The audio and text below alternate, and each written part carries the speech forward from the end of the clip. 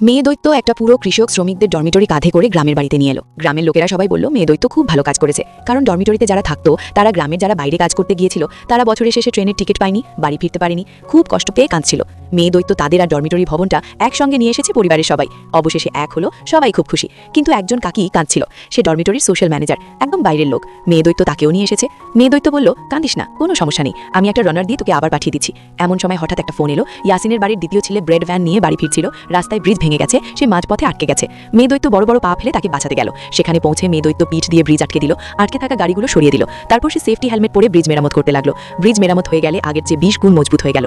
মেয়ে দৈত্য দ্বিতীয় ছেলেকে নিয়ে বাড়ির দিকে যাচ্ছিল। রাস্তায় একটা উল্টে যাওয়া বড় ট্রাক দেখলো। ট্রাকের খোলে থাকা মোটা শুয়োরগুলো সব পালিয়ে যাচ্ছে। ড্রাইভার পা দাপাচ্ছিল, এগুলো কিভাবে ধরা যায়? মেয়ে দৈত্য শান্তভাবে ট্রাকটা তুলে দাঁড় করালো। তারপর পকেট থেকে তার বাড়ির বেড়াল বের করলো। বড় বেড়ালটা ইঁদুর ধরার মতো করে লাফ দিল। খুব সহজেই সব মোটা শুয়োর ধরে ফিরিয়ে আনলো। ড্রাইভার খুব উত্তেজিত হয়ে মেয়ে দৈত্যের সামনে হাঁটু গেড়ে বসলো। মেয়ে দৈত্য বলল, হাঁটু গেড়ে বসিস না,